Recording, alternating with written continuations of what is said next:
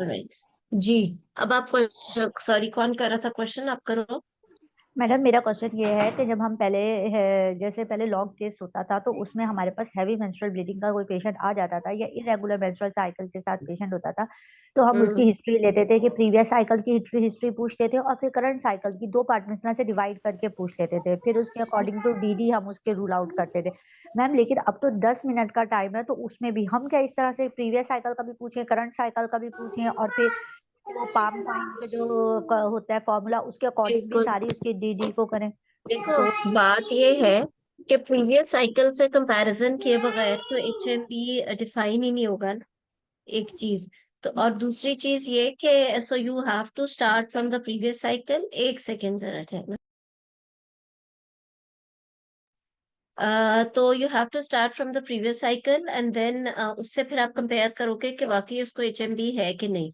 क्योंकि अगर कई दफा होता है कि पेशेंट कह रही, और ये ऐसा भी सिनेरियो एग्जाम में आता है कि एक्चुअली पेशेंट को कोई प्रॉब्लम नहीं होती, उसकी एचबी भी ठीक होती है, और जब आप उसे सही तरह से इंक्वायर करते हो तो यू गेट टू नो कि उसको एचएमबी है ही नहीं।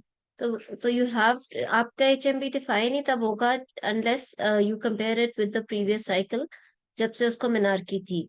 एक चीज, दूसरी चीज ये कि कंसिडरिंग के उस टाइम में आप कवर कैसे करोगे, it doesn't really take much time. इससे ज्यादा लंबे, देखो गायनी का केस तो इतना लंबा होता ही नहीं है, ऑप्स का केस लंबा होता है, जिसके अंदर आपने कुछ पास ऑब्स्टेट्रिकल हिस्ट्री और उससे कंपैरिजन, और उसके अलावा ये है कि आपने उसकी प्रेजेंट ऑब्स्टेट्रिकल हिस्ट्री और फिर उसमें अब तक की क्या ट्रीटमेंट ली, एटसेट्रा एटसेट्रा, और वो उसके फीटल कॉम्प्लिकेशंस और मैटरनल बताने होते हैं।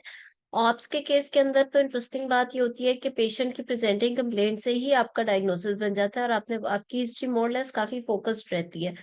हाउएवर गायनी, ये मैं सॉरी गायनी में ही बता रही हूँ कि उसके प्रेजेंटिंग कंप्लेंट से ही मसला पता चल जाता है और आपकी हिस्ट्री काफी फोकस्ड रहती है। लेकिन यस, गायनी के अंदर आपका कॉन्सेप्ट और आपकी मैनेजमेंट बेसिकली है which makes it more difficult than obs as such. लेकिन अगर हिस्ट्री के हिसाब से सोचा जाए, हिस्ट्री एग्जामिनेशन तक तो gynae is very focused.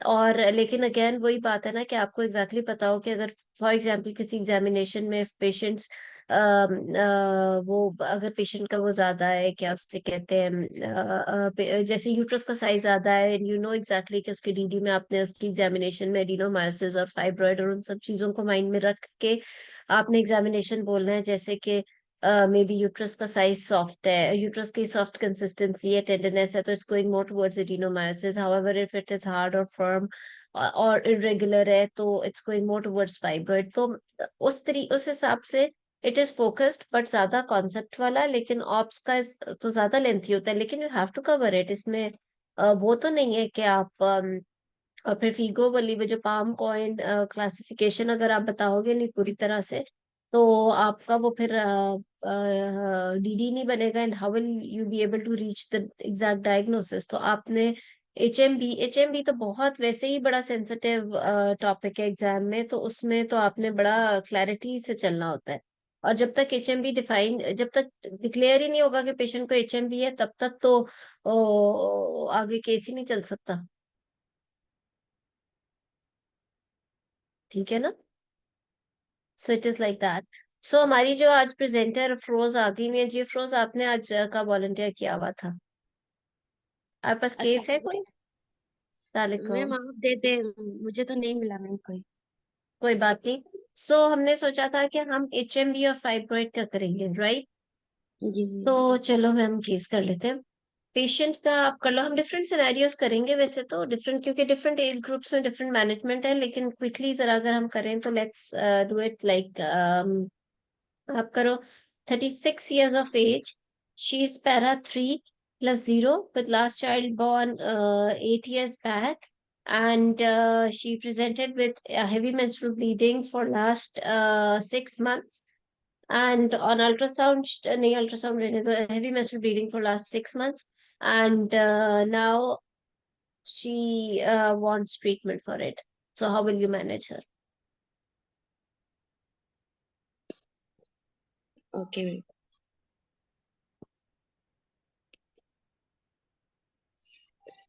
Assalamu alaikum. I'm Dr. Afroz, one of the exam candidate. I have ऐसा read the करते हैं, scenario. स्ट्रक्चर्ड करते हैं, रोल प्लेयर के साथ जब होगा then we will do it like this. अभी स्ट्रक्चर्ड कर लो क्योंकि अभी एग्जाम है, वैसे टाइम भी Yes, है, ma'am. तो एक दफा आप लोगों की हिस्ट्री और उसके पॉइंट्स सारे कवर हो जाए एचएमबी के, सो क्विकली वो कर लो ताकि हम डिफरेंट सिनेरियोस भी कर लें साथ। जी Okay, ma'am. Uh, uh, Assalamu alaikum. I'm Dr. Afroz, one of the exam candidate.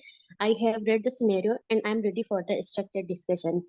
First of all, I will confirm the detail which is given to me. I will take the detailed history, examination, investigation according to that.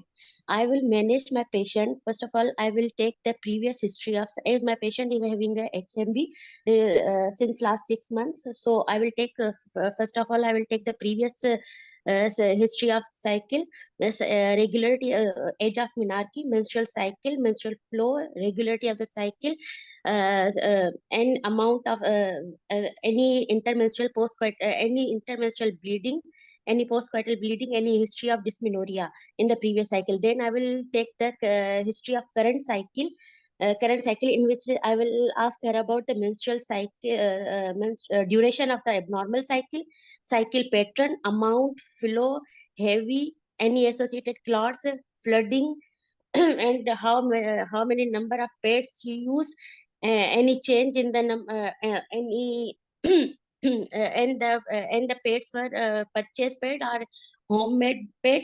Then any intermenstrual postcoital bleeding. Then I will ask her about the last menstrual period, LMP of the patient, any associated pain, any feeling of abdominal mass. Then I will ask her about the history of heat or cold intolerance, any history of constipation, diarrhea, insomnia, and any associated discharge, any urinary and the bowel symptoms, any history of contraception. Then I will take the history of symptoms of. I will ask her about the symptoms of anemia, like breathlessness, any easy fatigability, and palpitation. Then I will take the history ops history, any antepartum, intrapartum, postpartum complication. Then I will take the drug history, any drug history, blood thinner. Is she taking any blood thinner?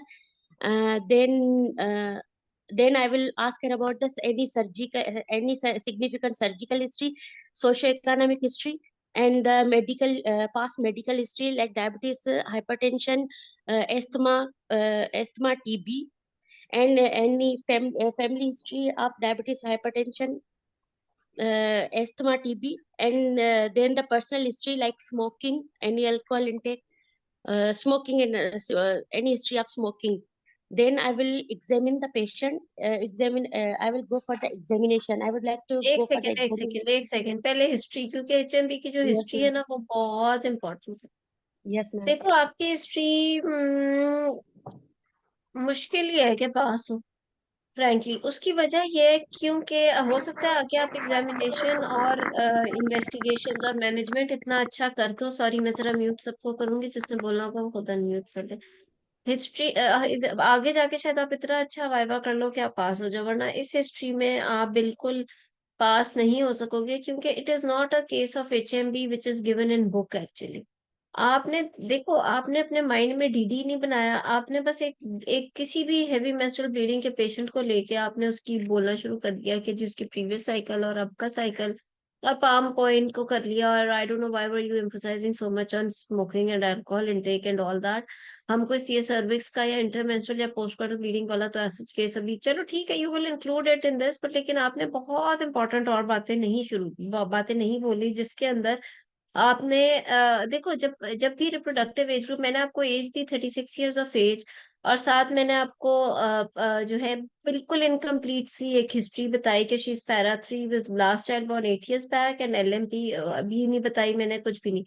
So your history should start, patient HMP के साथ आई है, reproductive age group में DD में number 1 पे pregnancy होता है, we rule out number 1 pregnancy, number 2 पे उसने कॉन्ट्रासेप्शन, इमरजेंसी कॉन्ट्रासेप्शन या कोई इरेगुलर ओसीपीज या कुछ और ऐसा तो नहीं लिया, उसके बाद आप उसकी हिस्ट्री लेना शुरू करते हो, right? So you have to make a DD according to the age of the patient, right?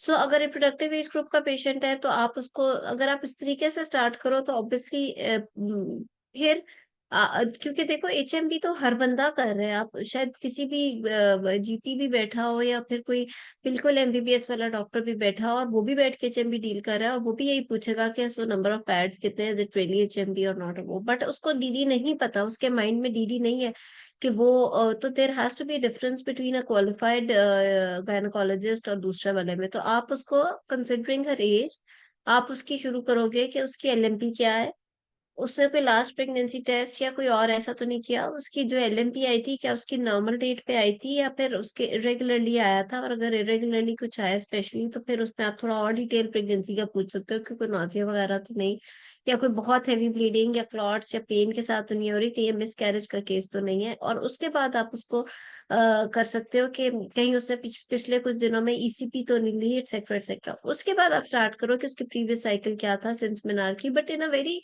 एक फिर स्टोरी की तरह स्टार्ट करो ना। जब भी आपने बात प्रीवियस से स्टार्ट करनी है, जैसे पास्ट कोई जैसे बैड ऑब्स्टेट्रिकल हिस्ट्री का केस है and you are starting your history with the previous obstetrical history first, so तो उसमें आपने एक स्टोरी की तरह जब बोलना है तो इसमें भी आपने एक स्टोरी की तरह बोलना है कि मोनार्की की एज क्या थी और उसके बाद उसको सिंस देन क्या उसके 7 बाय जितने भी 28 या 30 डेज का साइकिल था और फिर उसके number of pads and all that, ताकि उसका फिर से पेन फिर you have to use the वही पेशेंट के वर्ड्स में करो तो वो ज्यादा बेहतर है। एक चीज और आ जाता है बिकॉज इसमें तो मैंने हेवी मेंस्ट्रुअल ब्लीडिंग की बात की है, although I did not mention regular और इरेगुलर और व्हाट। हाउएवर आप इसके अंदर जब डीडी शुरू करो बोला रिप्रोडक्टिव एज ग्रुप में, तो सबसे पहले प्रेगनेंसी रूल आउट, उसके बाद आपने कॉन्ट्रासेप्शन इरेगुलर यूज, नंबर 3 पे आप पीसीओ और फिर उसके बाद आप पाम कॉइन शुरू करते हो, ठीक है। तो जब आप डीडी पूरा कर रहे हो, अच्छा फिर ये सारा करके and when you really think that she is having HMB फिर आप उसकी पाम कॉइन कर लो, ठीक है। तो अगर आप इस तरीके से चलो तो वो बहुत बेहतर है इंस्टेड के। और फिर जो पाम कॉइन में भी बहुत ऊपर नीचे नहीं, आप पहले देखो कि ये केस किस चीज का है। अगर देखो मैंने आपको बताया है कि प्रेजेंटिंग कंप्लेंट से ही डायग्नोसिस आपके माइंड में आ जाता है। If she is saying that she is having HMB regular cycle and she does not really have pen during period, which means that she is going more towards fibroid and not adenomyosis. Instead, if she says that she's having HMB and regular cycle and she's having pain during period, it's going more towards adenomyosis. And if she's saying that she's having irregular cycles and intermenstrual bleeding, it's going more towards polyp. And if she's saying that she's having postpartum bleeding, etc., it's going more towards the cervical pathology. सो आपने फिर वो चीज पहले आ जाएगी। For example if पोस्टकॉटल bleeding वगैरह है तो and it's going more towards cervical pathology, तो आप you will start with the DD of CS cervix first, right? And then we'll go towards palm coin.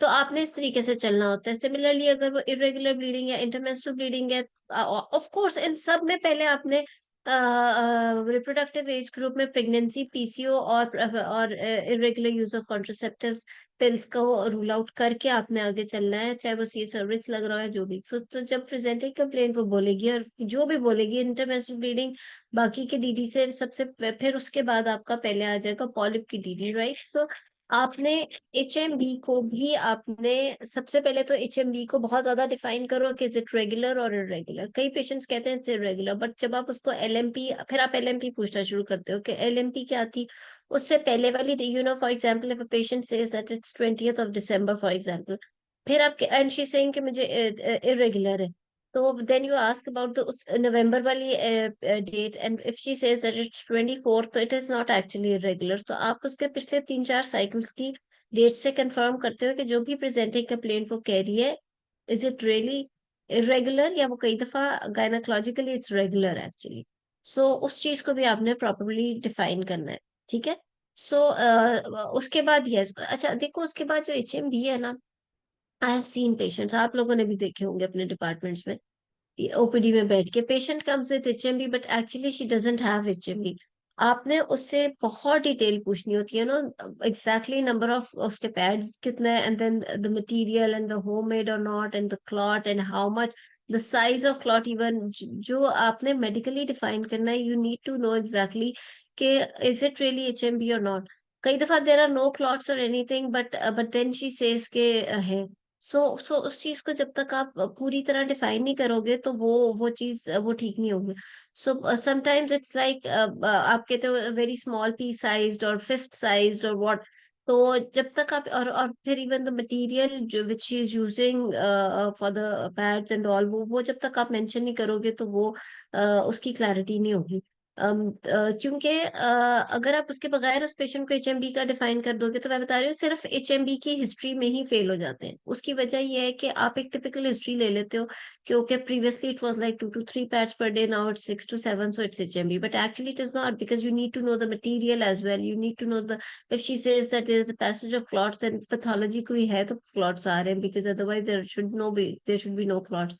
So if there are clots, you need to know the size of the clot, because at times patient says के हैं but असल में वो नहीं होते। So वो सारा कुछ और फिर बहुत बड़ी बात ये भी होती है कि एग्जाम में पेशेंट बैठी होती है और and she saying that she is having HMB but clinically there is no anaemia at all. तो आपने उसको और ज्यादा रूल आउट करना होता है कि if she really is having HMB, number one, if there is no anemia but is she is having HMB, तो is she on oral iron और कोई रिप्लेसमेंट उसे मिल रही है जिसकी वजह से अब she is not anemic। तो इस चीज पे भी जब तक आप बार बार एम्फसाइज नहीं करोगे तो क्लिनिकली आपका बात पूरी नहीं होगी। तो जब भी कोई पेशेंट एचएमबी के, मैं बार बार गायनी के केसेस में कहती हूँ, अफरोज पहले भी मैंने बड़ी क्लासेस में कहे, आप इस चीज को प्लीज समझो। Whenever there is a presenting complaint in gynae, you have to relate it with the quality of life. If there is HMB, relate it with quality of life, considering उसके life पे कितना effect आ रहा है. Obviously, in terms of blood loss, like if she is really having anemic, उसकी कितनी shortness of breath और उसको वो anemia कितना उसकी क्वालिटी ऑफ लाइफ को अफेक्ट कर रहा है, क्योंकि गायनी में बहुत ज्यादा मैनेजमेंट डिपेंड करती है on the quality of life. हमारे गायनी कि बहुत सारी pathologies, majority of the pathology specially in the younger age group are not malignant. We treat them only if they are symptomatic or if they are affecting our quality, if they are affecting the quality of life of the patient. So आपने जब तक इसके symptoms को relate नहीं करोगे कि उसको affect कितना आ रहा है, so you can not go ahead with the treatment. So आपने जब भी हिस्ट्री लेनी है अपने एचएमबी के ये सारे points DD, and then you have to see के इससे अब उसकी जिंदगी पे क्या इफेक्ट आ रहा है। Of course if there is blood loss there should be anaemia. If there is anaemia तो how much anaemia is there, so that उसकी जो क्वालिटी ऑफ लाइफ है वो कितनी अफेक्ट हो रही है। हमें भी पता है कि ये अगर आप क्वालिटी ऑफ लाइफ की भी बात करो, QOL क्वेश्चनेयर्स होते हैं प्रॉपर, मतलब हमारे गायनी में we see it in uro gynae also. ये बड़े वैलिड किस्म के क्वेश्चनेयर्स बने हुए हैं जिसके ऊपर स्कोरिंग होती है, and then we plan for the treatment of the patient. ठीक है। सो आपने इस चीज का जब तक सिम्टम्स को साथ लेकर उसकी उसकी लाइफ के ऊपर कितना इफेक्ट हो रहा है तब तक आप, और ये चीजें आप हिस्ट्री में ही कवर करोगे। ठीक है। So first you will see के एचएमबी है भी कि नहीं, वो सारी comparison with the previous cycle, वो सारा कुछ। उसके बाद आपने डीडी जिसमें फार्म कॉइन आ जाएगा। इन सब चीजों से पहले रिप्रोडक्टिव एज ग्रुप में pregnancy, contraception as well as PCO, ये चीजें फिल आउट करनी है। उसके बाद आपने उसकी उससे रिलेटेड जो उसकी लाइफ में अफेक्ट आ रहा है विच इज थ्रू अनीमिया, उसको रूल आउट कर लेना है। ठीक है। तो ये सारी चीजें करने के बाद आपने प्रोसीड करना है कि अब तक वो उसके क्या अल्ट्रासाउंड पे बताया हुआ है या उसको क्या है। ठीक है। सो इस तरीके से आपकी इसकी हिस्ट्री होगी।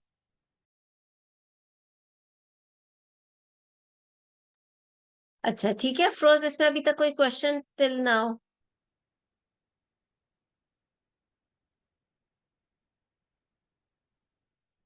ओके, सो एग्जामिनेशन जी अफरोज। सॉरी मैम, वो माइक ऑफ था। मैम वो रिपीट करूं मैम? 2 मिनट में मैं हिस्ट्री थोड़ा अंदाजा हो कर लो जाए। जल्दी से जी। Okay, first of all, I will take the एक second. I'm Dr. Afroz Hassan, one of the exam candidate. I have read the scenario and I'm ready for the structured discussion. First of all, I will ask the patient about her LMP, regularity of the cycle, and her amount of the bleeding. Afroz मैं time note कर रही हूँ, बस 2 minute है फिर हम examination पे Yes, ma'am. जाएंगे। Yes, ma'am. Number of pets, and then I will ask her about any history of nausea, vomiting associated with the bleeding, any intermenstrual postcoital bleeding, any history of contraception, then I will take the history of the previous cycle, compare with this current cycle. cycle was regular in before 6 months. Any and the sorry.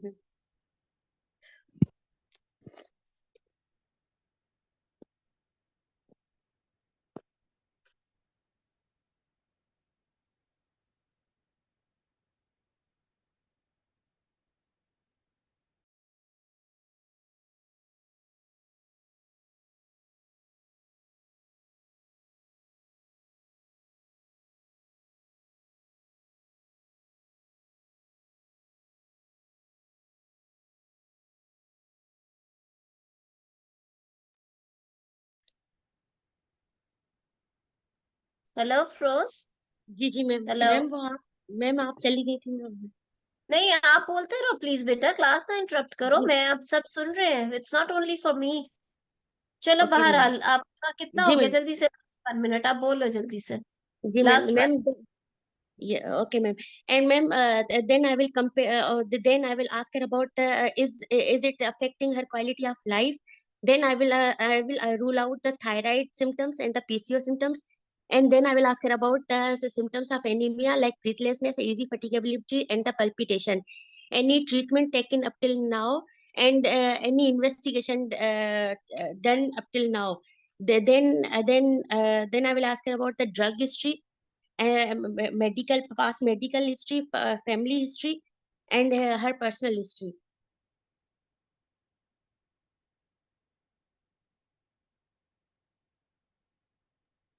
ठीक Hello? है, चलो ठीक है, okay fine. Yes, ठीक है, सो yes, yes. Drug history, personal history, ये चीजें देखो जब आप मैम वो करो 10 मिनट्स का वाइवा, 10 मिनट्स वाले में आपने हेडिंग्स नहीं बोलनी, मतलब जो बातें फोकस्ड है उसमें से बोलो। पर्सनल हिस्ट्री में if there is irregular bleeding and all, then obviously if you think that she's a case of cervical pathology, उसमें स्मोकिंग वगैरह important है। if you think that she मतलब इसी तरह फैमिली हिस्ट्री के अंदर जो आपको चीज उससे रिलेट कर रही है, आपने वो पॉइंट बोल देना है। ठीक है, बहरहाल चलो, आप बाकी का भी, अभी आज वाली क्लास ऑब्वियसली उसके ऊपर चैनल के ऊपर अपलोड हो जाएगी, उससे रिलेट करके you can make your notes. मैंने आपको बता दिया एचएमबी के किस तरीके से होगी समझी। yes, ma'am. किसी ने क्वेश्चन किया हुआ how to differentiate between HMB and AUB, ये एक थोड़ा सा पुराने जमाने वाला क्वेश्चन है। एयूबी और डीयूबी हुआ करता था, उन दोनों को मिला के अब एचएमबी टर्म आ गई है। So the term is heavy menstrual bleeding now, which includes both DUB as well as AUB. Ji Yasmin। Ma'am जो पाम कोइन हमने एक्सक्लूड करना है उसमें हमें तो पता है कि उसमें हम पोलेप डाल रहे हैं, मायोमा डाल रहे हैं, लेकिन क्या हमने पेशेंट से जो पूछना है उनकी प्रेजेंटिंग सिम्टम्स को लेके पूछना है, या हम बोल सकते हैं कि any history of polyp, PCO No, या आपने पॉले पीसीओ ऐसे वर्ड्स नहीं यूज करने हैं, मैम आपने इंटरमेंस्ट्रुअल ब्लीडिंग पूछेंगे तो वो हो वर्ड, जाएगा ना polyp roll out. Yes yes, अपने सिम्टम्स से बिल्कुल, जैसे और अभी अफरोज ने कहा, बिल्कुल। मैम, और लेकिन मैम अगर पोस्ट ये पार्टल भी ब्लीडिंग पूछते तो सर्वाइकल कैंसर वाला भी वो रूल आउट होता जाएगा। हम जैसे जैसे क्वेश्चन पूछते जाएंगे वो चीजें मैम खुद ही रूल आउट होती जाएंगी ना। ऐसे ही है, सिम्टम्स से आपने रूल आउट करना है डीटी को, नाम से रूल आउट नहीं करना है। ठीक है मैम, लेकिन स्ट्रक्चर डिस्कशन है ना, तो इस वजह से पूछ रही थी कि कहाँ कहीं कहीं पे क्या हम मेडिकल स्ट्रक्चर्ड में टर्मिनोलॉजी यूज कर। भी, ठीक है। स्ट्रक्चर्ड में भी आपने मेडिकल टर्म्स यूज नहीं करनी, आपने स्ट्रक्चर्ड में भी पेशेंट के वर्ड्स ही यूज करने होते हैं। ठीक है, जैसे डिस्मेनोरिया नहीं ठीक है बोलना, ma'am. Severe pain during menses बोल सकते हो आपने, सिवियर आपने इस तरह से, ठीक है। तो आपने स्ट्रक्चर्ड में भी आपने वो नहीं बोल, ठीक हो गया। जी मैम। ठीक है, सो एग्जामिनेशन जी froze. Okay. Then I would like to examine the patient. I will take the BMI of the patient. I will check the BMI of the patient, her vitals, including BP, pulse, temperature, respiratory rate, signs of anemia. In signs of anemia in the so we will see the pallidness in the conjunctiva, base of the tongue, and the nail beds. Then I will palpate her thyroid, chest examination, a cardiac examination, and then abdominal examination, any visceromegaly and any mass in the abdomen if mass is present. Then I will the site size, mobility, tenderness, consistency of the mass. Then I will go for the local examination, any bleeding, any discharge, and I will look for the pad if applied. Then I will do the perispeculum examination, look for the status of the cervix, any discharge, any polyp, bleeding, and then I will do the bimanual examination to check the size, mobility, position, and the tenderness of the cervix, any adnexal fullness. Yeah. Then So जी ma'am investigation पे जाऊं? नहीं, so okay fine, not bad. देखो HMB के अंदर ना आपने बिल्कुल इसी तरह it was not bad examination आपका। You start with general physical examination, सिर्फ उससे रिलेटेड जो कि आपके सिम्टम से रिलेटेड है, फोकस्ड बात करनी है। इसके अंदर आपने जनरल फिजिकल में अब दो चीजों का फोकस लेके चलना है, एक HMB और एक आपने एनीमिया। ठीक है, इन दो Yes. चीजों में ऑब्वियसली आप उसकी BMI भी लोगे, आप उसका पल्स भी लोगे, उसका BP भी लोगे, आप उसका पैलर देखोगे स्पेशली। और उसके अलावा जॉनस वगैरह देखने की जरूरत नहीं है, लेकिन yes oral hygiene and oral health, because जहां जहां अनीमिया है वहां वहां वो हेल्थ अफेक्ट होगी, क्योंकि अनीमिया का डायरेक्ट ताल्लुक म्यूकोजा और लेयर्स और उन सब चीजों से होता है, तो वो वहां पे आपको चीजों की पैथोलॉजी मिल सकती है। देन थायराइड, उसके अलावा आपने उसका बिकॉज एनीमिया के सिम्टम्स ओवरलैप करते हैं कार्डियोवास्कुलर सिस्टम से, तो आपने कार्डियोवास्कुलर सिस्टम का जिक्र भी करना है। और जब आप उसका लोकलाइज्ड एग्जामिनेशन का जिक्र करोगे, एब्डोमिनल एग्जामिनेशन को, अब एब्डोमिनल और पेल्विक एग्जामिनेशन बहुत डिटेल में बोलना है। उसकी वजह ये है कि हाँ yes okay oedema, because obviously cardiac से थोड़ा ओवरलैप कर सकता है या फिर कार्डियक इफेक्ट ला सकता है एनीमिया, तो आप एडीमा की वजह जिक्र कर सकते हो। देन एब्डोमिनल और pelvic examination is very very important. उसके अंदर आपने एब्डोमिनल के अंदर आपने अगर शुरू से लेकर एंड तक क्विकली बोल दो कि इंस्पेक्शन पे क्या देखोगे और पेल्पेशन पे क्या देखोगे, और फिर पेल्विक एग्जामिनेशन तो इतना ज्यादा जैसे बिल्कुल अफरोज ने बहुत डिटेल में बोला है। लेकिन सॉरी मैं बाय मैनुअल की जरा दोबारा से फाइंडिंग्स बोलो अफरोज, आप क्या क्या देखोगे बाय मैनुअल में? Ma'am, bimanual examination, I will check the size, position, mobility, tenderness of the uterus, any adnexal fullness. ठीक है, और any other pathology in the pelvis और फिंगर्स के ऊपर आप देखोगे ना कि I would like to have a look at my fingers when I take them out, so that if any discharge or blood is present on them. ठीक है, जी इस मैम, वो तरीके से। मैंने पेरिस्पेकुलम में बताया था ना कि status of the cervix, any discharge, any polyp. हाँ लेकिन PV के अंदर भी जब आप बाय मैनुअल करते हो तो आप साथ में वो भी देखते हो। ठीक है, सो गुड।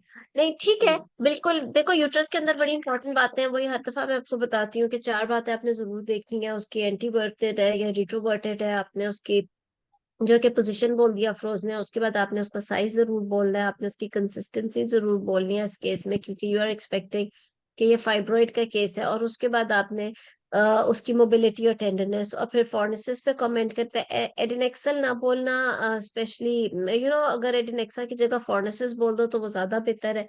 और उसके अलावा ये कि ये करके फिर आपने फिंगर्स पे कमेंट कर देना है।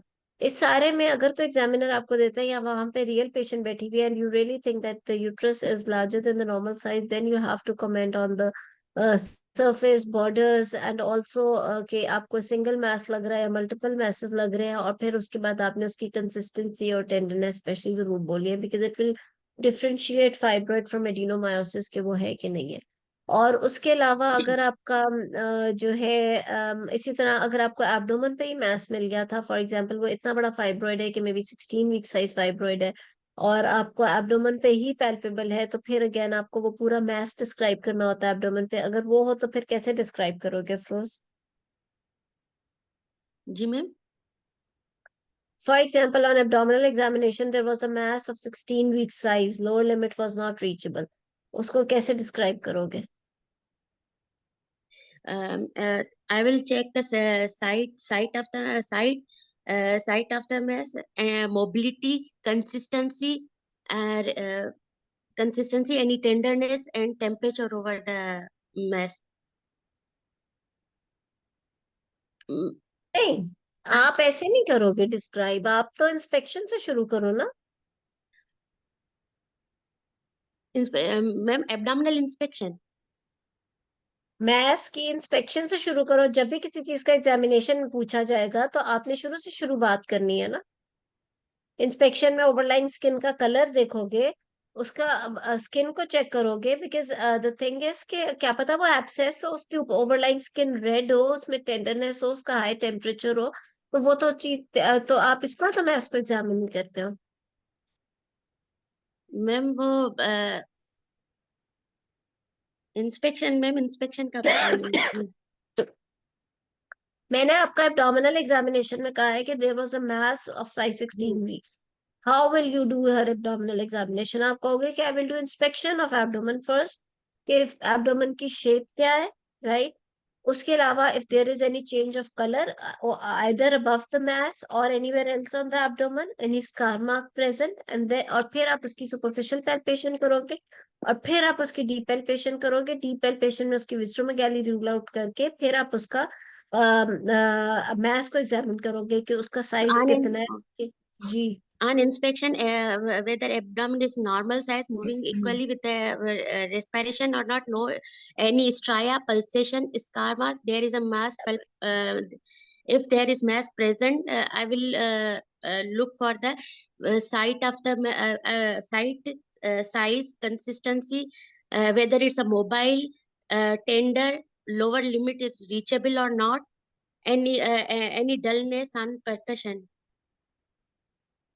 ठीक है, परकशन कर लोगे और साथ में any fluid in the abdomen. जब मैथ्स होता है तो हम एब्डोमेन में फ्लूइड भी एक्सपेक्ट कर रहे होते हैं टाइम्स, तो हमने वो फ्लूइड भी चेक कर लेना है, और जो कि हम पैल्पेशन से चेक करते हैं, ठीक है। अच्छा, सो गुड। उसके बाद आप उसका पीवी करोगे, ठीक है। और अब इसी का पीवी भी बताओ कैसे करोगे। Ma'am, I will do the bimanual examination to check the I have found the mass in the abdomen, so I will check the size of the mass, size, site, position, mobility of the uterus, and whether it's separable from the uterus or not, ठीक whether है, mass is separable from the uterus or not. Okay.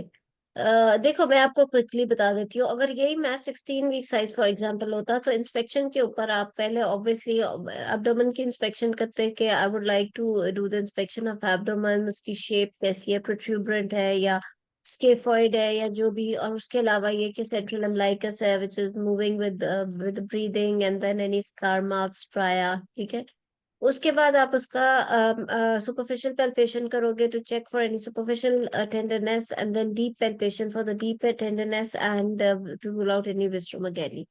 उसके बाद आप उसका mass का करोगे कि there is a mass of size 16 weeks in the lower abdomen where lower limit is not reachable. और फिर आप उसकी वही, जिस तरह मैं हमेशा मैथ्स का कहती हूँ कि साइज, शेप, सरफेस और मोबिलिटी और टेंडरनेस, इन बातों पे बहुत एम्फेसाइज करोगे। अगर इससे पहले पैल्पेशन में अगर आप ओवरलाइन स्किन की भी बात कर दो कि temperature of the overlying skin is same as of the surrounding skin, तो वो भी बिल्कुल वो और भी बेहतर हो जाएगा।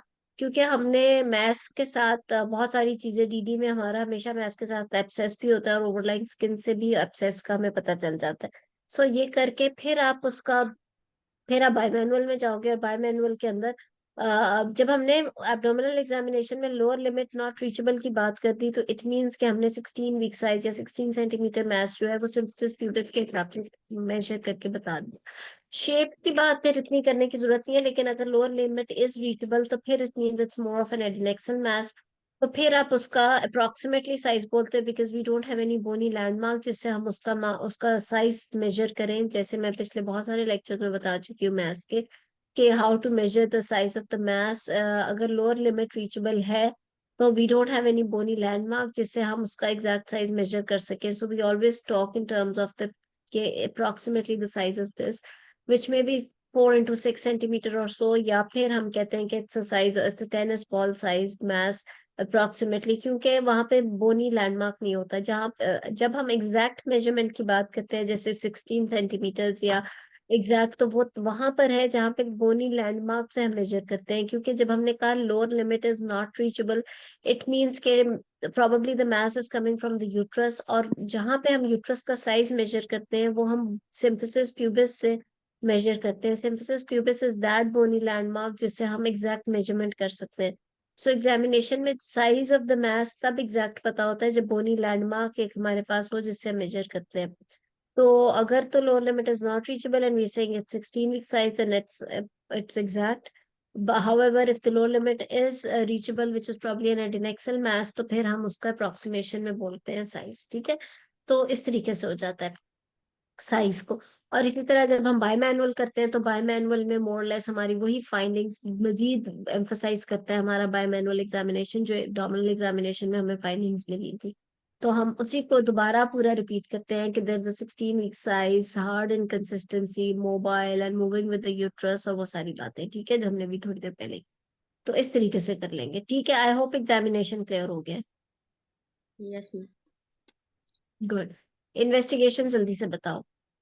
Investigation, first of all, I will rule out the pregnancy by doing the serum beta HCG. Then I will do the baseline investigation, including full blood count, including hemoglobin, platelets, TLC count. Then blood group with Rh factor, midstream urine, including TLC protein, TLC protein and any glucose. Then hepatitis B surface antigen, anti-HCV antibodies, anti-HIV antibodies. Then I will go for the specific investigation, including ma'am आपने मैं 16 weeks का बताया ना, जी। abdominal. Then I will do the abdominopelvic ultrasound. To abdominopelvic ultrasound for the size of the uterus and the size of the mass, confirmation of the size of the mass, any other adnexal pathology in the uterus. Oh, sorry, any adnexal pathology on the ultrasound. ठीक है। और ma'am और any बस ma'am endometrial thickness, sorry ma'am फिर से बताऊं मैं, on फिर से बता। ultrasound. On ultrasound, I will check the uterine size, position, and if mass is endometrial thickness, sorry, endo ma'am endometrial myometrial echo texture कहना हाँ, चाह रहे हैं। endometrial myometrial echo texture and the and any adnexal pathology hmm, on the ठीक है। ultrasound. देखो बात ये है कि वही बात है कि अच्छा और कोई इन्वेस्टिगेशन एक दफा आप कर लो फिर मैं बात करती हूँ। मैम और इन्वेस्टिगेशन मैम, अगर वो जो एंडो मैम इसका तो 6 मंथ है, तो एंडोमेट्रियल वो बायोप्सी तो नहीं करवाएंगे, और ना अगर इसने नहीं, में इसमें बिल्कुल जरूरत नहीं है, बिल्कुल ठीक है। जी मैम। हम्म। और मैम 45 से अगर पहले अगर बायोप्सी नहीं थायराइड, करनी। और मैम थायराइड, जी मैम। 45 से पहले बायोप्सी नहीं करने की जरूरत जी होती। मैम, और मैम अगर थायराइड प्रोफाइल और वो तो मैम जब अगर हिस्ट्री सजेस्टिव ऑफ होगी तो थायराइड प्रोफाइल और वो करवाएंगे, ये ओके। सो देखो मेरी बात सुनो। बेसलाइन तो आपने मांग ली जिसमें ब्लड ग्रुप ही मांगना, विच आई थिंक यू फॉरगॉट। अगर किसी में एचबी वगैरह कम आती है तो आपने उसका बाकी सारा अनीमिया का रेड प्रोफाइल भी सेल मांग। एनालिसिस और पेरिफेरल मॉर्फोलॉजी। ठीक है। और उसके बाद आपने अगर if you think from your history and examination which we in more than 90% of the cases we know कि ये केस फाइव मोर देन 90 नहीं 99% of the cases we know that the cases of fibroid और या किस चीज का है, तो फिर we don't need to get any other investigation other than ultrasound. Yes, अगर थायराइड की बात आप करना चाह रहे हो तो थायराइड विद इरेगुलर ब्लीडिंग अगर आप करा लो तो कोई हर्ज नहीं होता। क्योंकि एट टाइम्स थोड़ा सा लेट प्रेजेंटेशन भी थायराइड डिजीज की होती है। हालांकि हम कहते हैं कि 36 या 40 तक पहुंच के पेशेंट को तो पता लग चुका होता है, इतनी प्रेगनेंसीज भी गुजार के कि थायराइड है नहीं, लेकिन कई दफा लेट भी तो थायराइड अपीयर हो जाता है। सो अगर पेशेंट इतनी हैवी ब्लीडिंग के साथ या रेगुलर ब्लीडिंग के साथ आ रही है इस एज ग्रुप में तो आप थायराइड प्रोफाइल भी मांग सकते हो। अल्ट्रासाउंड कैसे मांगना है हर क्लास में बताती हूँ। आपने ठीक है, यू ट्राइड, बट इसमें थोड़ा और एलैबोरेटेड होता तो बेहतर था। अगर किसी और ने ट्राई करना है, बोलने की प्रैक्टिस हो जाएगी, बता दो, वरना फिर मैं बता देती हूँ।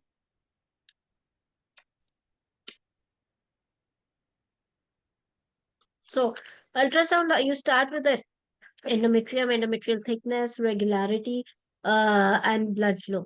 Then you talk about endometrial, myometrial echo texture. Then you talk about, because it's a 16-week size mass, you talk about myometrium and any mass in the uterus या any mass in the pelvis, which उसका origin क्या है, उसका उसकी appearance क्या है, और उसके बाद आप उसका एडिनेक्सल पैथोलॉजी या any other pathology in the pelvis, ठीक है, because it's a big mass. कुछ लोग कहते हैं कि इस मैस के साथ अगर आप केयूबी भी मांग लें तो बेहतर होता है, बिकॉज एट टाइम्स आपके किडनी के ऊपर हाइड्रोइडिक। हेड्रोनेफ्रोसिस या वो चीजों का इफेक्ट पता चल जाता है। So this is all that you need to know. और उसके अलावा इससे ज्यादा और फिलहाल क्योंकि अल्ट्रासाउंड के अंदर, ultrasound is only investigation which we actually need to make the diagnosis of fibroid uterus, तो उससे ज्यादा और कुछ जरूरत होती नहीं है। अच्छा, ये चीज करके उसके बाद एक सेकेंड सर।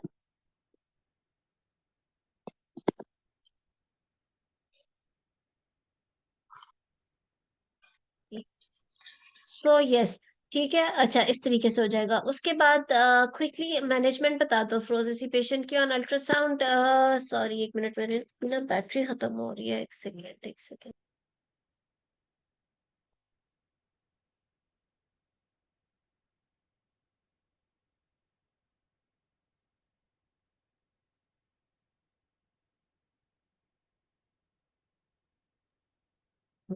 सॉरी, ठीक है।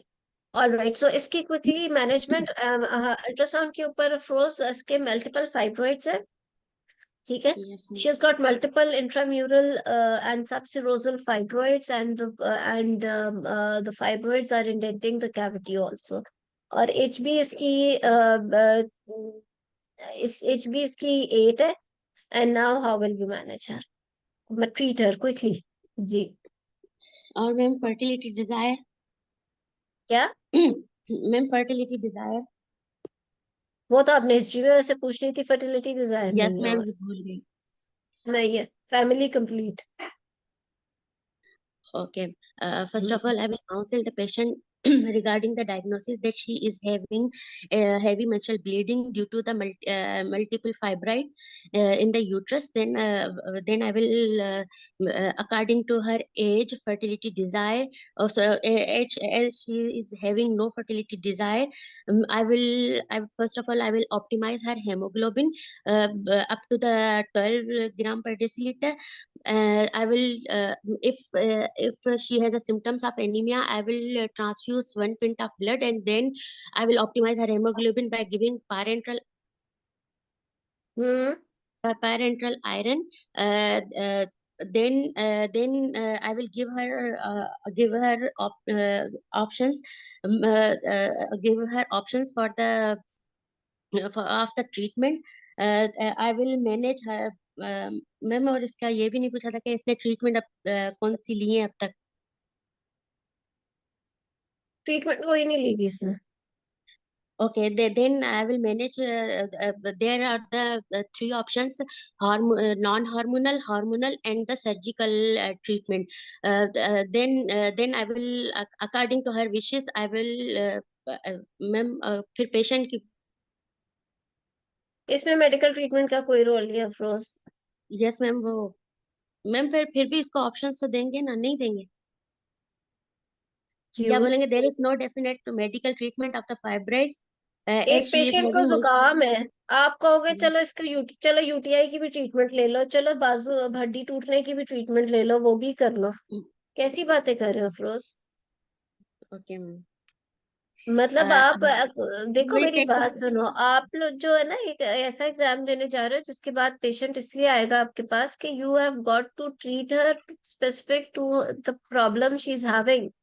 वरना वो अपने स्ट्रीट के गली के कोने में बैठे हुए किसी भी डॉक्टर जिसने सिर्फ शायद एमबीबीएस किया भी नहीं हुआ या किया भी हुआ है उसके पास भी चला जाए। जब आप गायनी का एफसीपीएस कर रहे हो तो आप एक स्पेशलाइजेशन की डिग्री ले रहे हो। यू शुड नो जिसके ऊपर मेडिकल ट्रीटमेंट इफेक्ट नहीं करेगी उसके ऊपर आपने मेडिकल ट्रीटमेंट देके क्या करना है। पहले ओके मैम। उसका 8 HB हो गया, 16 वीक साइज उसका यूट्रस है, मल्टीपल उसके फाइब्रॉइड्स है, आप उसको हार्मोनल नॉन हार्मोनल ट्रीटमेंट की बात करोगे तो बिल्कुल पास नहीं हो सकते, बल्कि उस पेशेंट ओके के साथ बहुत ज्यादा ज्यादती हो जाएगी।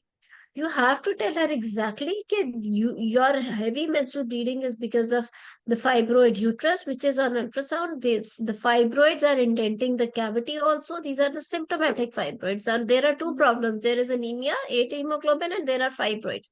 फाइब्रॉइड की ट्रीटमेंट है सिर्फ सर्जिकल. बहुत ज्यादा हो तो चलो बाद में हम डिस्कस करते हैं यूट्राइन आर्टिफिशियलाइजेशन. Other than that there is no other treatment for fibroid.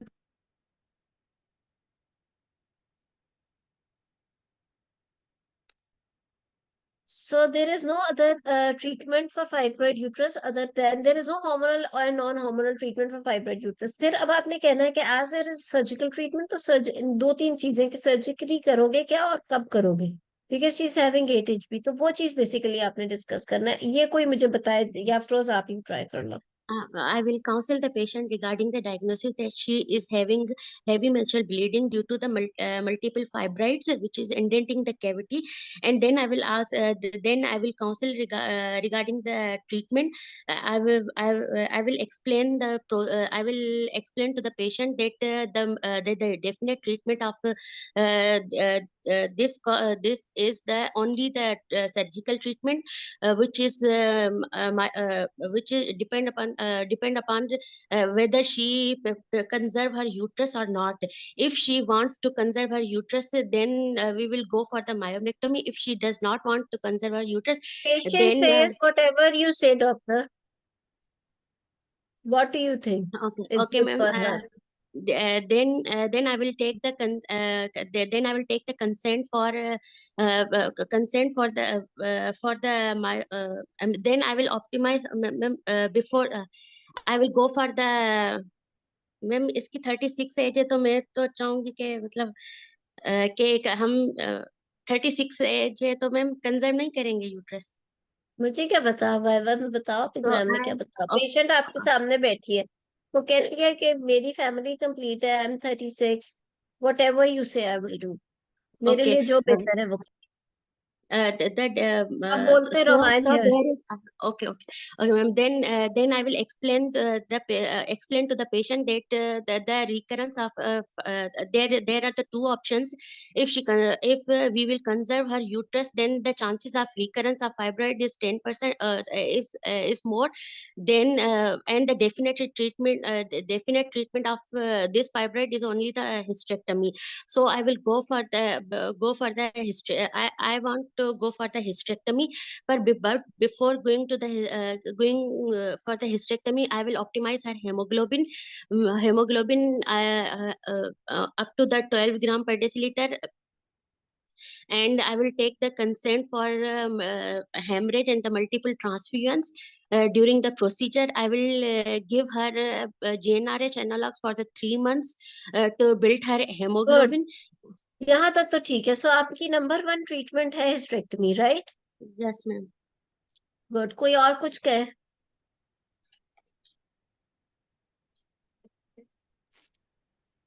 बाकी अस्सलाम वालेकुम सबकी मैम. भी नंबर 1 ट्रीटमेंट. जी फातिमा. मैम मैं इस तरह स्टार्ट करूँगी कि my aim of management is to improve the quality of life of my patient. I will counsel the patient regarding the diagnosis that she is having fibroid uterus, which is a benign pathology, and I will involve the multidisciplinary team involvement, and my aim of management, so I'll tell her that the radiologist, me as a gynecologist, the radiologist, the anesthetist will be involved in her care, and the aim of management is my aim of management is to correct her anemia before the surgery. I will tell her that as her age is 36 years old, which is 15 to 16 years away from the menopause. So right now she is we can start her treatment with the myomectomy. Although there is a 5 year in the next 5 years there is a chance of recurrence, but she will have a menopausal symptoms if the hysterectomy would be given the choice of treatment to the patient. Although I'll give her the choice, but still I'll tell her the pros and cons of myomectomy and hysterectomy, as treatment options would be surgery in this patient. मुझे जवाब ज्यादा अफरोज का अच्छा लगा. अफरोज का पूरा viva इतना अच्छा नहीं गया था, लेकिन एंड पे आके उसने जवाब इतना अच्छा दिया है कि शायद उस जवाब के बाद जिसका स्टेशन ही पास हो जाए, क्योंकि majority of the people will give answer the Fatima gave, यानी कंफ्यूज्ड था। You have to be very clear. देखो, जब पेशेंट आपके क्लिनिक पे आता है ना, तो आप ये नहीं कह सकते कि मैंने उसे ये भी बता दिया वो भी बता दिया। अव्वल तो नो डाउट ट्रीटमेंट वो होगी जो पेशेंट का कंसेंट या विश होगी, आपने उसे प्रोस कॉन्स हर चीज के बताने, लेकिन हमेशा याद रखें जब आप एग्जाम भी दे रहे हो या जब आप क्लिनिक पे भी बैठ रहे हो, नंबर वन जो आप बात बताओगे ना, वो बात है जो आपकी तरफ से पेशेंट के लिए बेस्ट है। आपकी अपने अंदर से क्लैरिटी बड़ी जरूरी है कि आपकी अपनी अंदर से क्लैरिटी क्या है कि आपने पेशेंट का करना क्या है। हाँ, ऑल दो आप उसको बाकी ऑप्शंस भी बताते हो कि उसके बाद वो सिलेक्ट कर लेती है कि ये, but majority of the patients always ask the doctor what do you think is best for me। जब तक उसकी क्लैरिटी आपके अंदर नहीं होगी ना, तो ना आप अपने प्रैक्टिकल लाइफ में अच्छा कर सकते हो, ना आपका एग्जाम में हो सकता है। तो you can not ever give के जी अल्टीमेट ट्रीटमेंट तो सर्जरी है, मैं दोनों के प्रोस कॉन्स बता दूंगी and then let's see what happens. No, it's not like that. Yes, ultimate treatment is surgery. Number one treatment option in case of surgery is ये जैसे अफरोज ने कहा कि number one option for her is hysterectomy, which is, और उसने justify किया कि because recurrence of fibroid is इतने percent after myomectomy and her family is complete, तो ये होगा। अब अगर फॉर एग्जाम्पल फातिमा कहना चाह रही थी कि उसकी नंबर वन ऑप्शन माइमेक्टमी, तो वो आप फिर बोलो कि number one option for her will be myomectomy, या अगर उसको भी आप जस्टिफाई कर सकते हो, लेकिन फिर उसे और इलेबोरेट करके पहले जस्टिफाई करो, फिर नंबर टू पे हिस्टेक्टमी बोल दो, राइट। आपने उसको इलेबोरेट कम किया, हाउएवर उसके बाद एग्जामिनर आपको फंसा सकता है ये कि चलो जी आपने कर दी माइमेक्टमी, 4 साल के बाद वो फिर आ गई है फाइब्रॉइड्स के बाद, she was 36, now she is 40। तो वर यू वेटिंग कि अब उसकी आप हिस्टेक्टमी करोगे, जब वो एडिशंस और माइमेक्टमीज के बाद आएगी, उसके बाद आपकी डिस्कशन हो सकती है। इन दिस केस हिस्टेक्टमी आप ज्यादा अच्छा जस्टिफाई कर सकते हो अदरवाइज एज वेल, क्योंकि एक मेजर सर्जरी है माइमेक्टमी। एक पेशेंट जिसकी 16 वीक साइज यूट्रस होगी, उसके आपने 20 फाइब्रॉइड निकाल दिए ओपन सर्जरी से, उसके 4 साल बाद वो फिर रिकरेंस के बाद आ गई है। फैमिली तो पहले भी कंप्लीट थी, फैमिली अब भी कंप्लीट है। तो अब आप उसकी जब हिस्टेक्टमी करने जा रहे हो, हर तरफ से फॉर एग्जांपल बिकॉज 20-25 फाइब्रॉइड निकले हुए थे, उसकी हर तरफ से गट आकर लग गई है, हर चीज लग गई है, तो इसको गोइंग टू बी ये ज्यादा मॉर्बिडिटी वाली हिस्टेक्टमी होगी, ठीक है। तो या फिर वो 2 साल बाद आ गई है, पहले वो 36 थी अब वो 38 की है, तो क्या अब भी आप उसकी माइमेक्टमी करोगे कि जब तक वो 45 प्लस नहीं होगी तब तक मैं उसकी हिस्टेक्टमी नहीं करूंगी। तो इसलिए आपकी क्लैरिटी होना बहुत जरूरी है, otherwise it's very difficult to pass the exam. तो यस, माइमेक्टमी में आप इस तरह कर सकते हो। फिर एक डिस्कशन आ जाती है यूट्राइन आर्टरी एम्बोलाइजेशन की। Uterine artery embolisation is also good option for patients. ठीक है, आप मैम अगर नंबर वन पे वो करना चाह रहे हो जी। मैम इसका साइज भी 16 वीक्स था और मल्टीपल फाइब्राइड है, तो मैम यूट्राइन आर्टरी एम्बोलाइजेशन तो नहीं होगा? यस, उसके अंदर ये ज्यादा कॉन्सेप्ट है कि अगर सिंगल फाइब्रॉइड हो तो वो ज्यादा अच्छा इफेक्ट आता है, एक्सेट्रा एक्सेट्रा, लेकिन अब बहुत ज्यादा जो इंटरवेंशनल रेडियोलॉजिस्ट हैं they claim that with multiple fibroids also we have good results, but again ये कंट्रोवर्शियल सी बात है, इसलिए अभी तक हमारी कोई गाइनी की या फाइब्रॉइड की गाइडलाइन उस तरीके से आई नहीं जो हमें बहुत अच्छा इस चीज पे एक रिकमेंडेशन दे दे कि जी आप इसमें हर चीज में नंबर वन पे वो करें। यूट्राइन आर्टरी अभी भी नीचे ही कही जाती है। सो ठीक है, अगर सिंगल फाइब्रॉइड है and you're planning hysterectomy, you can give her the option of uterine artery embolization before hysterectomy also, but again if there are multiple fibroids तो उसके अंदर इतना महंगा uterine artery embolization कराकर भी अगर उसको फर्क ना पड़े and then later on she is going for hysterectomy or myomectomy or whatever, तो it's better कि आप उसकी पहले ही कर दो। ठीक है, काफी लंबा किसी ने क्वेश्चन किया हुआ है, ये कौन है, अरूज? अरूज और प्लीज हैंड मैम रेज करके कर लो, मैं मैम पढ़ और नहीं सकती इतना लंबा उसमें क्वेश्चन। मैम उसमें टॉक में भी यही लिखा हुआ है ना कि hysterectomy is remains the definitive surgical intervention for the uterine fibroid and it is a permanent treatment that shows the highest satisfaction regarding the heavy menstrual Yes, bleeding symptoms. because only if she doesn't have any fertility desire, whether she's married or Yes, ma'am. unmarried. कई दफा she's unmarried and she's like, जो भी, and she's convinced that I just cannot have another surgery because of fibroids and I want the ultimate treatment. उसमें भी even कि अगर आप hysterectomy, although it's a very big thing to say, I no exam में इतना बड़ा पंगा भी ना ही करना, लेकिन फिर भी वही बात है कि आप ऐसी पेशेंट, क्योंकि fibroid has chances of recurrence specially in the reproductive age group, तो उसके अंदर आप डिसीजन सोच समझ के ले रहे होते हैं, उसके अंदर मैम फर्टिलिटी इसमें ये भी तो कह सकते हैं कि my first option will be myomectomy in this case, although I'll give her GnRH analogs before the surgery to reduce the size of the fibroid.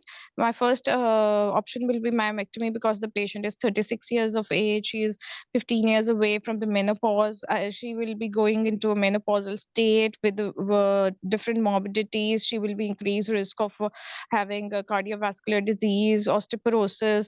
So I'll तो tell her these. एक तो सेकेंड, शांति सॉरी, आर बहन, you removing ma'am ovaries in her? उसकी ovaries तो conserve है, तो लेकिन why always आत्मा, menopausal you are symptoms in this doing particular? Only hysterectomy in this patient. देखो फॉर एग्जांपल आपने ये जवाब दिया, मैं ये कहूंगी कि you are doing myomectomy and you are conserving uterus and you are conserving ovaries. On the other hand, you are removing uterus but you are conserving ovaries. So अगर आप outweigh करो pros and cons को, hysterectomy versus myomectomy, in myomectomy she can come again, she will come again with fibroid again before, because 15 years away from menopause है, menopause से पहले फिर fibroid बन सकते हैं, फिर HMB हो सकती है, she can come to you again with the same problem. And how many surgeries will you do till menopause just to conserve her uterus, although the ovaries are already conserved in hysterectomy also? वो वाले symptoms जो उसको क्या होगा, देखो hysterectomy करके सिर्फ ovaries अंदर रख के कितने परसेंट चांस मेनोपॉज का होता है? कोई चांस नहीं होता, ओवरीज अंदर होती हैं, वो few years before he menopause होता है। जो पेशेंट को 55 ईयर में जाके सिम्टम्स आने हैं, इसको 50 में आ जाएंगे, राइट? Cardiovascular problem. और फॉर एग्जाम्पल अगर किसी पेशेंट में आप अर्ली, इसमें तो खैर ओवरीज आप निकाल ही नहीं रहे हो, even then there are many things जिसकी वजह से आप उसको कार्डियोवास्कुलर या बोन या ऑस्टियोपोरोसिस से प्रिवेंट कर सकते हो, ऑल्दो आप उसकी ओवरीज अंदर रख रहे हो, आप इसको मेनोपॉज नहीं क्रिएट करे by removing uterus only. Ma'am one last question, इस पर्टिकुलर पेशेंट में जो सिनेरियो था, अगर उसको फर्टिलिटी कंजर्व करनी थी तो स्टेरोस्कोपिक मायोमेक्टमी सुटेबल ऑप्शन है? 16 week size uterus with multiple fibroids में हिस्ट्रोस्कोपिक मायोमेक्टमी का कोई रोल नहीं है, although if there is a single submucosal or even more than one submucosal fibroids with no intramural fibroids, उसके अंदर फिर आपका हिस्ट्रोस्कोपिक मायोमेक्टमी का रोल है। मैम जो हिस्टेरोस्कोपिक 0, 1, 2 तक तो हम, जो मैम 2 वाला है ना, जिसमें मैम लेस देन हाँ 50 मोर बिल्कुल, देन वो फीगो का 50%। 0, 1, 2 बिल्कुल Afroz, yes that's what I said. जी जबीन, मैम मैम उसमें जो सेकंड वाला है, उसमें डॉक्टर शहनाज ने बोला था कि हम 2 प्रोसीजर करेंगे। पहले हम उसका सबम्यूकोजल हिस्सा निकालेंगे और उसके बाद फिर सेकंड बार हिस्टेरोस्कोपिक करके फिर वो इंट्राम्यूरल तो पार्ट निकालेंगे। अगर आपका सेम फाइब्रॉइड है, it's yes coming ma'am. into the uterus, inside the uterus which is submucosal, फिर आप अगर ऊपर से ओपन कर ही रहे हो तो फिर आप ऊपर से एक ही दफा निकालोगे, there is no need to do 2 procedures in the same patient for the same fibroid, right? फिर ये बात, फिर sorry I know madam is a very senior person, वो बिल्कुल ठीक ही बात करी होती है, उन्होंने पता नहीं किस सेंस में कहा, आप लोगों ने क्या समझा? मैम वो उन्होंने बोला कि 0 और 1 जो है, जो पेडंकुलेटेड है, और जो वो दूसरा तो है आप लेस सब देन म्यूकोजल 50%। निकालोगे, लेकिन नहीं, जो वो तो इंट्राम्यूरल जा हिस्टेरोस्कोपिक रहा है, जिसका मसल के अंदर मैस जा रहा है, and you need more than complete removal 50%। Of the fibroid, you do not need to do 2 procedures, you just do ऊपर से, और ऊपर से ही फिर आप उसको निकालते हो, राइट? आधा फाइब्रॉइड नीचे से और आधा ऊपर से नहीं निकाला जाता। अगर तो फाइब्रॉइड ऐसी कैटेगरी है जो कि आधा सबम्यूकोजल है और आधा मायोमा में जा रहा है, उसके अंदर आप ऊपर से ही निकालोगे। अगर ऐसा है which is inside the cavity, may be broad based है but it is inside the cavity, वो सबम्यूकोजल हिस्ट्री, वो आपकी हिस्ट्रोस्कोपिकली हो जाता है, ठीक है? ठीक है। मैडम जी मेरा क्वेश्चन ये था कि ये जो जैसे जी इसका आपने ये एक्सप्लेन किया कि हम पहले मायोमेक्टमी करके फिर 5 ईयर बाद दोबारा उसकी हिस्टेरेक्टमी कर देंगे सिर्फ मेनोपॉजल स्टेट को बचाने के लिए पेशेंट के, लेकिन मैम मेरे से यही था मैंने तो ऐसा एग्जामिनर नहीं ने कहा, ये मैंने नहीं कहा, नहीं, ये फातिमा ने कहा है। मैंने कहा अच्छा है कि अगर सॉरी फैमिली कंप्लीट है तो फिर हाँ आप जी, हाँ जी। उसकी direct hysterectomy is the number 1 option with multiple जी, फाइब्रॉइड्स, राइट? जी। नंबर मैम 2 लेकिन ऑप्शन विल बी, अगर अगर पेशेंट कहती है, because there are many social reasons, इसकी वजह से patient simply refuses for hysterectomy, then you go for myomectomy, telling her pros and cons of everything. जी जी यस बी। मैम। मैम अब एग्जाम में सेम यही सिनेरियो इसी तरह से मिलता जुलता था, तो एग्जामिनर ने आगे से पलट के कहा कि हाँ तुम 35 साल की एज में पेशेंट का यूट्रस निकाल दोगी, वो बेचारी वीनोगोनल स्टेट में चली उसका जाएगी। जवाब दो ना, यस। आप कहो yes, because what if, because she is 15 to 16 years away from menopause, what if she comes again with the fibroids? Will I be doing another surgery? चलो another surgery में she is still in 30s. Now again I would like to conserve her uterus, for example. फिर आ जाती है वो 4 साल बाद एक और दफा, फिर आप उसकी मायोमेक्टमी करोगे। जी सही। ठीक ठीक है, है। सो द जी थिंग इज ठीक है। That examiners also know the answer, they just want to see the confidence and clarity of concepts in you, right? कि आप कितना, आपको, आप जो बात कर रहे हो वो कितनी आपको क्लियर है। सो इस चीज की क्लैरिटी कर लो। इवन वेरी फ्रैंकली मैं आपको बता रही हूँ, ये तो बहुत आसान सिनेरियो है, बिकॉज इसमें फैमिली कंप्लीट है, शी इज 36, इतनी कोई कम भी एज नहीं है, and then the family is complete. मैं तो बात अगर आप करो, you can even justify hysterectomy in a patient of multiple fibroids at the age of 26 also, if her family is complete, for example, उसके 2 बच्चे हैं और उसके मल्टीपल फाइब्रॉइड्स हैं, तो इवन उसके साथ आप बैठ के डिस्कस कर सकते हो कि you are very young although, but you are only 26, अभी तो कितनी दफा आपको आना पड़ सकता है with the same problem, but again because अभी तो काफी टाइम है, तो उस वक्त भी आप बैठ के डिस्कस कर सकते हो इस चीज को, उस वक्त भी जस्टिफाई किया जा सकता है। मैंने तो बात की कि even unmarried multiple fibroid who just has no desire to conceive at all, उसमें भी आप बैठ के डिस्कस कर सकते हो। क्योंकि रिकरेंस ऑफ फाइब्रॉइड और second surgery for myomectomy is having, what if she ends up in a colostomy bag later on, उसकी क्या रहेगी क्वालिटी ऑफ लाइफ उस बैग के साथ, एक्सेट्रा एक्सेट्रा। तो आपका ये आपने बिल्कुल इस चीज का जो है ना बैठ के डिस्कस करना होता है पेशेंट से। However yes, there are maybe, उसमें आपने ज्यादा पंगे नहीं लेने कि अनमैरिड है और चलो जी मल्टीपल फाइब्रॉइड्स है ये वो।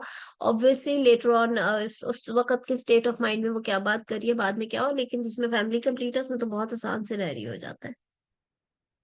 ठीक है। मैम एक पेशेंट का सिनेरियो डिस्कस करना था मैम, काइंडली बताइएगा। मैम एक हाँ पेशेंट सॉरी, एक बात और, हाँ चलो आप पहले कर लो जी। मैम एक पेशेंट है, 33 ईयर्स ओल्ड है, प्रीवियस 4 नॉर्मल डिलीवरीज हैं इसकी, ठीक है। और मैम कंसीव आफ्टर 2 इयर्स है। अभी पेशेंट की हिस्ट्री ऑफ मायोमेक्टमी रह चुकी है ड्यू टू इंट्राम्यूरल फाइब्रॉइड की वजह से ना। अभी दोबारा से वो कंसीव करना चाह रही है। 2 साल के लिए उसने कॉन्ट्रासेप्शन ली हुई थी, अब वो कंसीव करना दोबारा चाह रही है।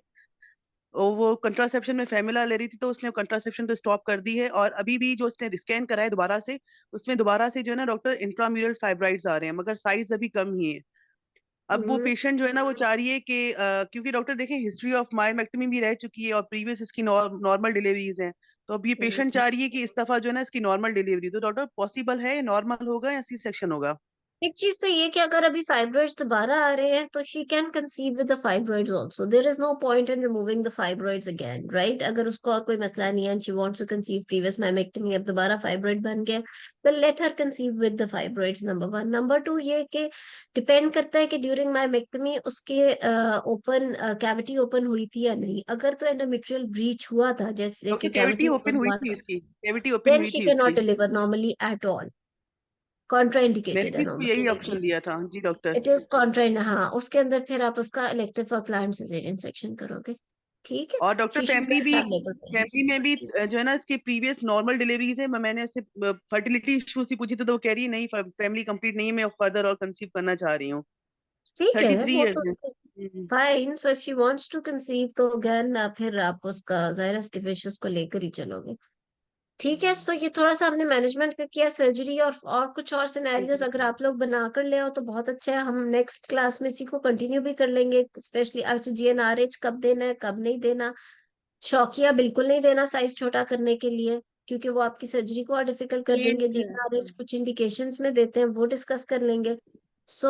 ये भी थोड़ा और कंटिन्यू होना है, सर्जरी में क्या करना है वो।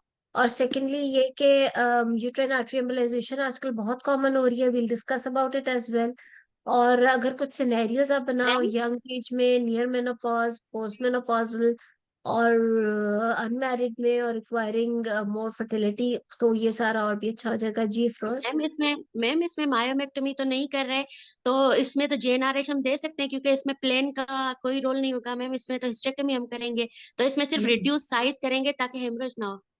जीएनआरएच देने की जरूरत नहीं है सर्जरी से पहले। सर्जरी जीएनआरएच की और इंडिकेशन है, हम आराम से डिस्कस करेंगे। आपको एग्जैक्ट पता होना चाहिए कि जीएनआरएच देना किसमें है, ठीक है? मैम वो रिड्यूस द साइज और वो बिल्ट। कोई जरूरत नहीं है इस तरह से। जी Why ma'am. are you delaying the surgery? Number 1।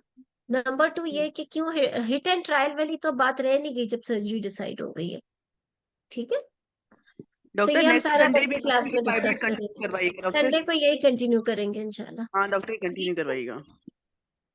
तो आप और क्वेश्चंस कोई हो वो भी लिख लाना, फिर वो कर लेंगे डिस्कस इंशाल्लाह।